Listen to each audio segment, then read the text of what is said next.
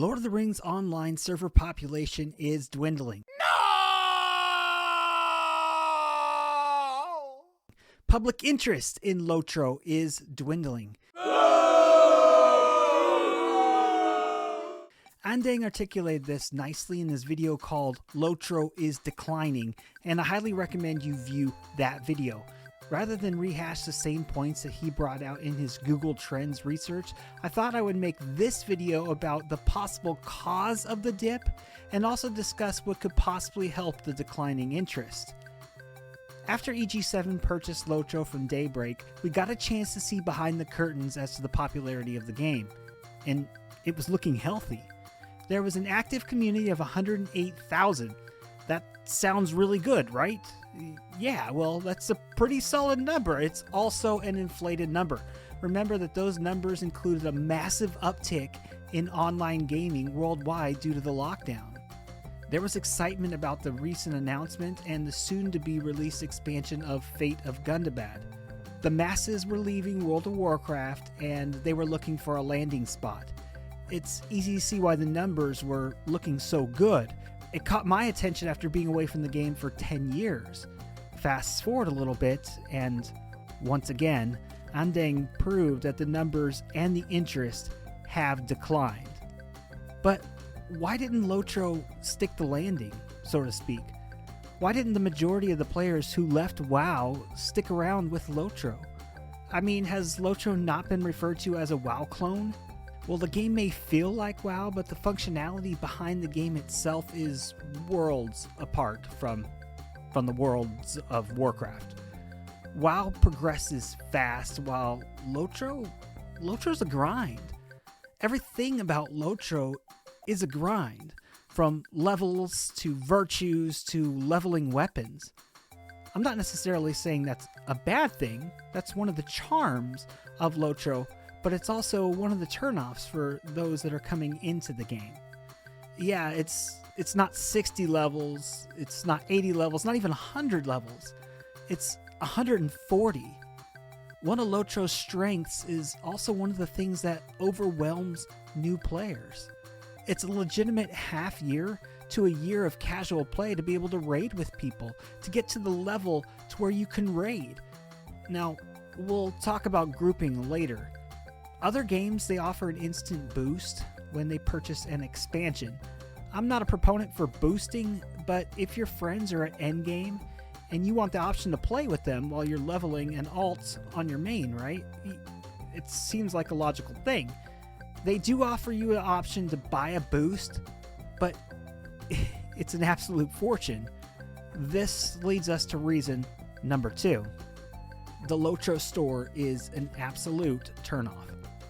You quickly realize that getting to level 140 is going to cost you hundreds of dollars, along with all of the time that I mentioned previously in this video. You can earn LOTRO points in the game, but it's not a realistic way of paying for content. If you thought the grind was slow already, you might as well expect to have your AARP card by the time that you're done leveling that way. In other words, you'll be old. The business model just, well, it sucks. It's overwhelming. So many purchase options. VIP subscriptions doesn't get you much. It's just a complete turnoff. Another issue is grouping. As we mentioned earlier, grouping is non-existent. At least it's not prevalent in the lower to mid levels. There isn't a proper group finder system, which is a real missed opportunity because Lord of the Rings is all about grouping. Outside of the Rangers and Wizards, how often do you read of solo quests by a figure in the Lord of the Rings lore? I mean, I can't think of any. The community in LOTRO is amazing. It shouldn't be so hard to enjoy the community. PvP. PvP is not part of the game. We're not invested in monster play. It's nothing but a side game. It's an arcade battle. Also, the game, it just isn't alt-friendly. Many of the perks do not apply to alts. Investing in an alt is just that. It's an investment. I mentioned earlier that it's a bit overwhelming. There's so much content, so many currencies, so many quests, and so many abandoned systems that are still in the game without the cleanup. Again, it makes the rest of the adventure seem daunting. To make it to level 140, you feel like you're Frodo undertaking insurmountable odds.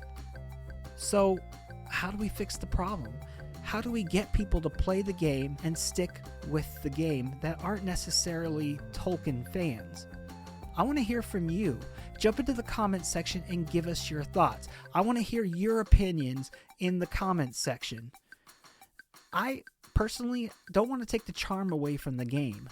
The adventure is the charm. The lore, the journey is the charm. But I think there most definitely needs to be a better grouping system. That is something that can be done, and frankly, I don't know why it hasn't been done already. There's a reason why Chat Tab is a big LFG hub. They need to incentivize grouping. Also, I believe that they need to clean up the abandoned systems, the abandoned currencies, the stuff. There's just so much unused stuff. I recommend that there be a trade-in system to get rid of some of the stuff. Trade in some of the old currencies for things that we can use today. PvP. Bring the battle to the game. Somehow. Offer a faction system. Man, dwarf, and elf already don't like each other. Yes, this may affect the roleplay aspect of LOTRO. It may affect it in a positive way as well. The Riders of Rohan were one of the most interesting groups in the books, one of the most interesting segments in the books. They were a rogue faction. It wouldn't be a stretch to have a battleground in Rohan. Smarter minds than mine are paid to come up with some of these concepts. I'm sure that they could find a way to add PvP without destroying the context of the game.